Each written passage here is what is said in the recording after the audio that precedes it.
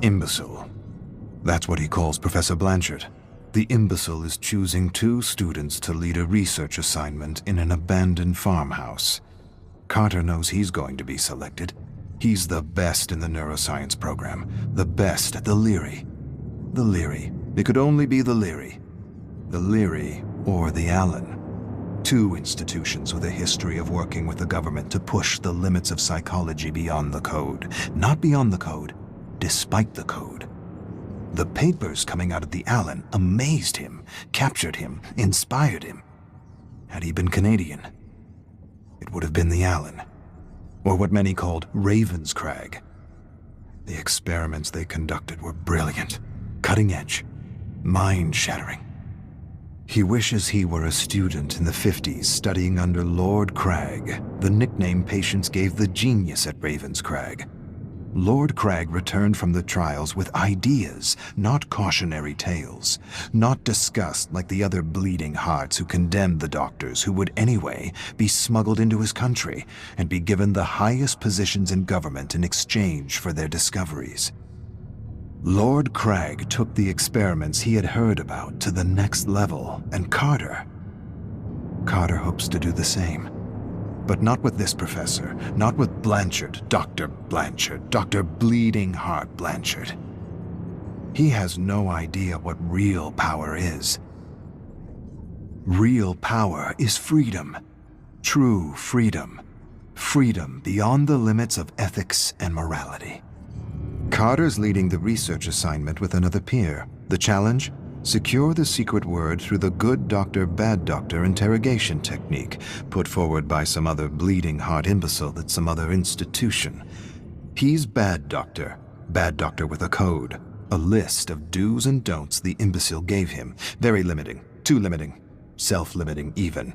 How is he supposed to secure anything with these limits? Surely he realizes how futile the experiment is with this code. Nevertheless, he tries. He shouts at a fellow student sitting across the table from him. Shouts, big deal. Tell me or I'll shout again. The student doesn't take him seriously. He's play-acting fear. It's all make-believe for him. I should smash his skull and yank the secret word out of his substandard mediocre brain. Second day and nothing. Carter's frustrated, really frustrated. At least they're tied up, all 7 of them. But it's still not enough. They need to take the interrogation to the next level, deprive them of food and water. They'll talk. When their cells begin to self-cannibalize, they'll talk. Better yet, he wants to deprive them of sleep. Sleep deprivation. Removes masks, lowers guards, makes prisoners talk for the promise of a few minutes of sleep. The 7 prisoners stare at him. They know they're safe. He can see it in their eyes. Limits. No one got anywhere respecting limits. He despises his colleague, Good Doctor. He'd have the secret by now had he been working alone and without a code. Ridiculous limits. Skinner knew better. Put his own kid in some kind of a box for years just to see what it would do. Huxley worked for the Secret Service and wrote Truths as Lies in Brave New World. War of the Worlds was another great test in mass propaganda. The power of the radio to induce fear and anxiety in an unsuspecting audience. The power of fear and anxiety to inspire silence and indifference and create perfect consumers. Ethics, morality, limits. For sheep, not shepherds. Carter feels anxiety unlike he ever felt as he watches Good Doctor interrogate one of his classmates. He approaches him from behind with a piece of wood, something he found on the ground, raises the makeshift club. Before he realizes what he's doing, he pounds the Good Doctor's head. Pretend fear becomes real fear as his fellow students stare at him in horror. No more Good Doctor. No more rules. No more limits. Except the limits of his imagination. Carter ties a student to a chair. Warm blood drips everywhere. He twists pieces of flesh off his face. The sheep look away, but never up. With terrible moans and squirms, he gets a secret word from each and every one of them. New, Reich, Horizons, Fourth, Bird, Kill. His classmates beg to be released. They sob and agonize in their chairs. They plead the experiment is over. You have the words. You win. We're done. Carter smiles. He's still got a few days. A few more days and a few more experiments to run. Could put his career at risk.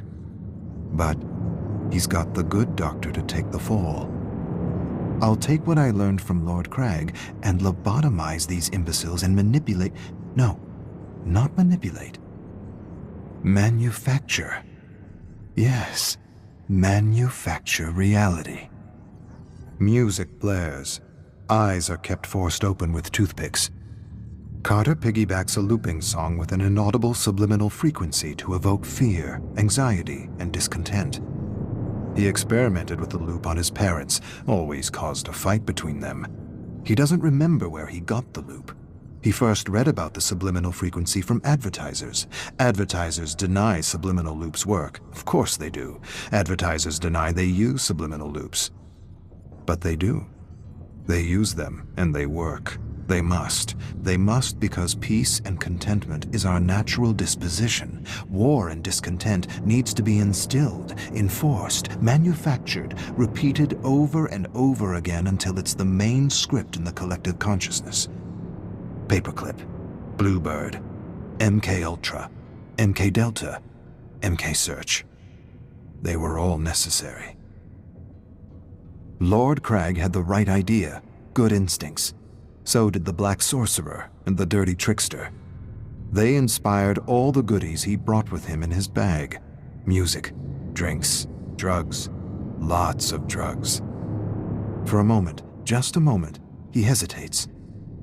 He'll probably go to jail for a long time if he uses his goodies.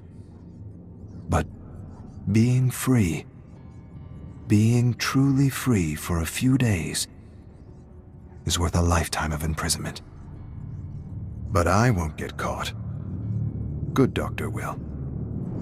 Carter wonders if he can remother these sheep. Remother, he loves the term. He wishes it was his own, but it's not. Shock them with electricity and expose them to endless images of death, chaos, and destruction. Traumatize the brain, empty it, lobotomize these subjects to remother them with new personalities. He wonders if he could remother these sheep into wolves. Get them to kill each other. Better yet, turn these good, law-abiding students into serial bombers. He rips the plug out of a lamp, splits the wires, peels the wire, places the exposed wire into a student's mouth, slowly approaches the socket, taking in his terror, plugs it in, screams as he remothers this exemplary student. A putrid smell of burning hair and skin reaches his olfactory receptors. There's another stench.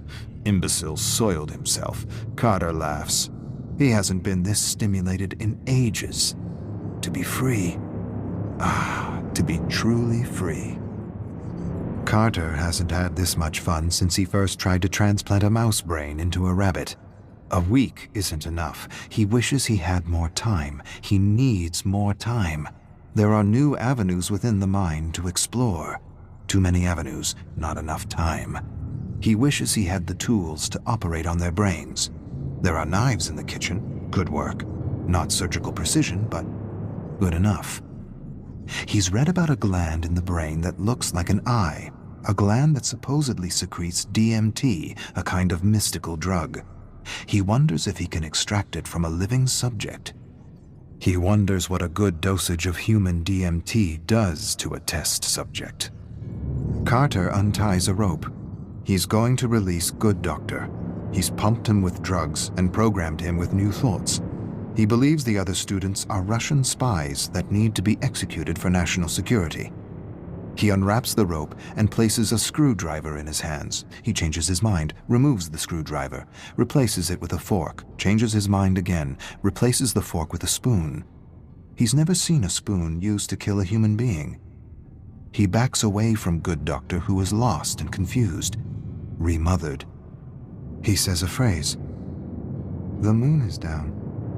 Confusion becomes clarity as Good Doctor stands and approaches the Russian spies with a spoon. Brilliant. Bleeding Heart Blanchard returns to the farmhouse with a group of men Carter's never seen before. They look like government men. He suppresses a smile and tells them Good Doctor got out of hand, took things a degree too far. He barely got out alive. Blanchard tells him to shut up. His tone is different. He doesn't sound like an imbecile. We taped the whole thing. Carter exchanges a look with the men in black suits. He doesn't understand. The imbecile enters and does the unexpected. He stares at the barely breathing student unperturbed. No fear, no panic, no emotion, nothing. He grins and mumbles something to himself in German. He turns to Carter with a smile. His smile turns to a grin when the men in black suits handcuff and arrest him. Blanchard whispers, "Looks like you had your chance to make merry hell and took it. The cuffs are just for appearances." I don't understand."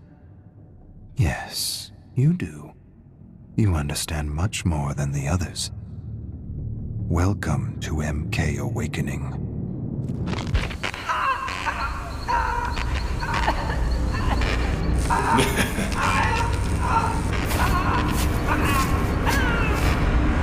Hey!